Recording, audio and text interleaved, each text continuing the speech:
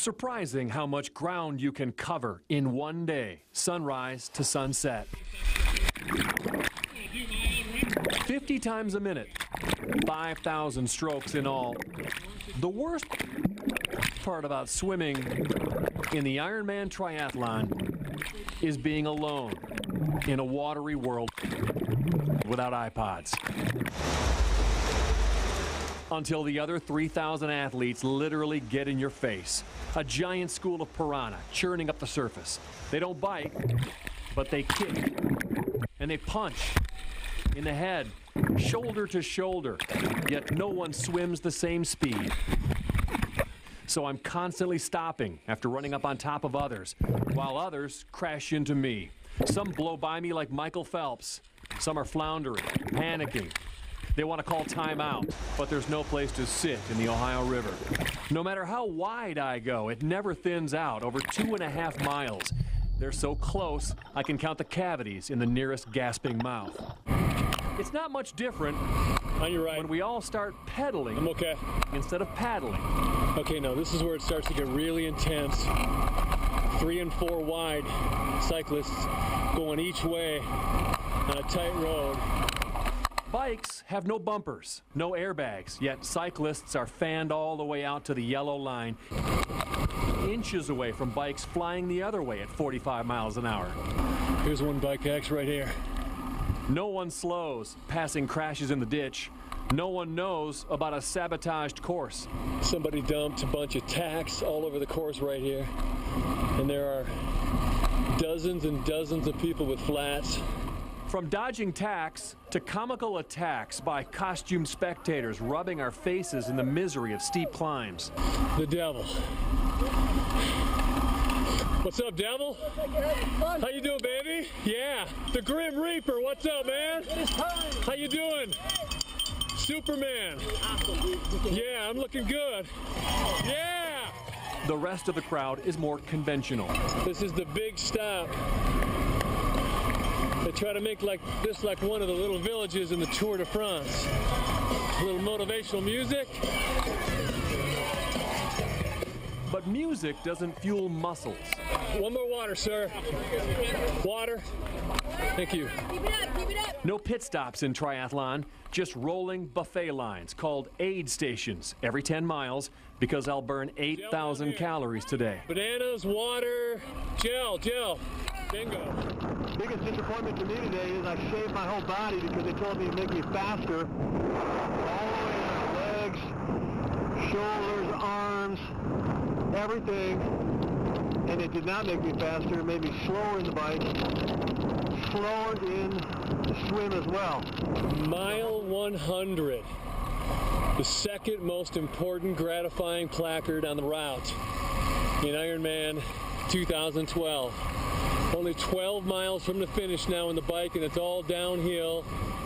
But it's not downhill. Getting off the bike after 6 hours of riding is a staggering achievement. Changing clothes in the sweltering transition tent is a chore. I need water. Now, start a marathon at 3 in the afternoon after 8 hours of swimming and biking. Stir in 92 humid degrees, and it's time for a meltdown. I've had a bad feeling. This is the worst part. This is where you come all the way to the finish line, and they make you turn right and do 13 more miles. And the final 13 miles are enough to make you sick. I take turns on all fours, painting the sidewalk, watering the grass, while EMS units hover like vultures and casualties pile up around me. Walking, running. Let's go, Johnny! Stumbling past other fallen victims, there is a light at the end of this terrible tunnel. This is what it's all about, baby. 140 miles. I started the day in the best shape of my life. I'm ending the day in the worst shape of my life. And suddenly, I've never felt better. Run toward the light, and it'll be over. But for the first time today, I don't want it to be over. James Dixon from San Diego. Boel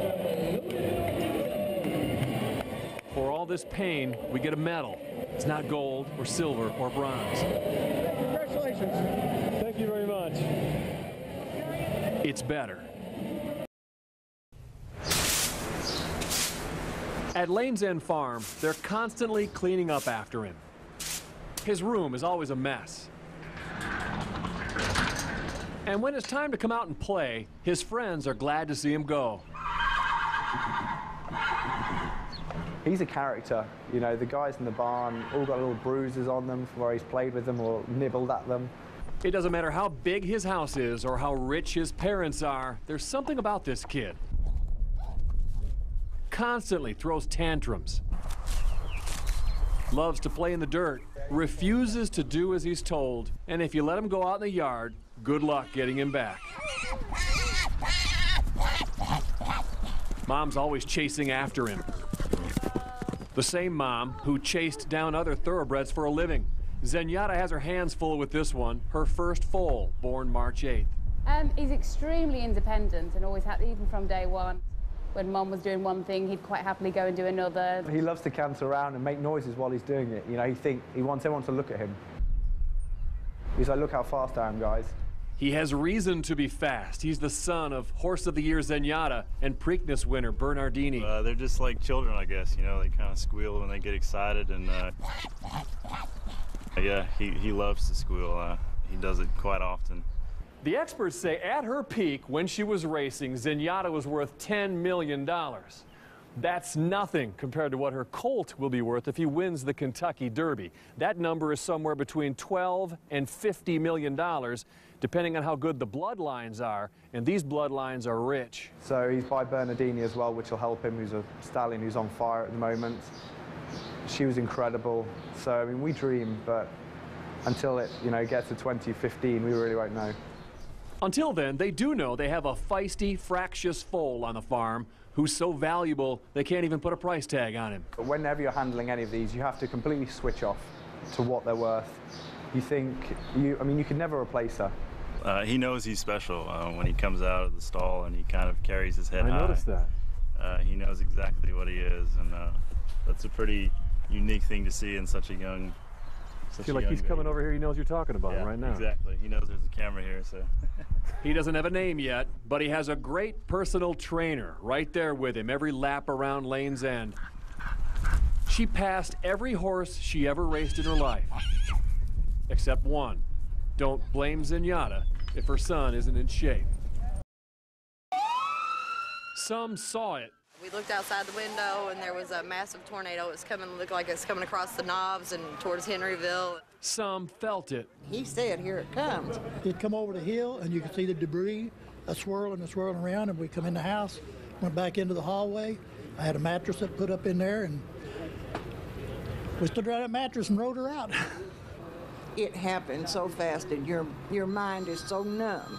Everybody is living it now.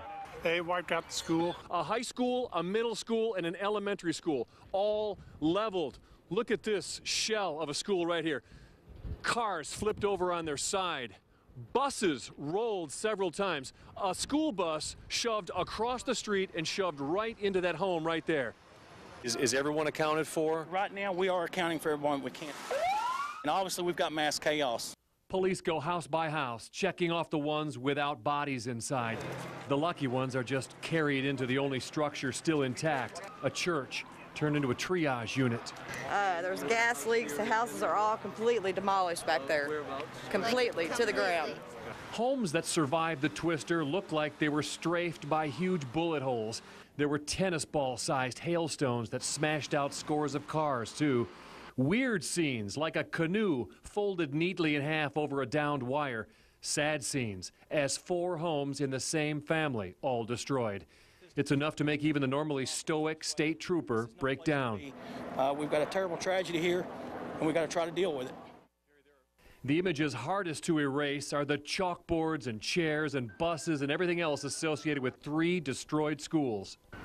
And I just want to graduate, and most kids my age hate school, but I love school and I like learning.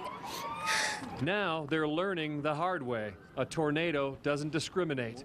As the sun sets on a broken water line that looks like a sprinkler, the only lights that still work are red and blue, and a white dome light still shining in one of the smashed cars peeking out from inside Henryville High. Working for you, John Boel, Wave 3 News.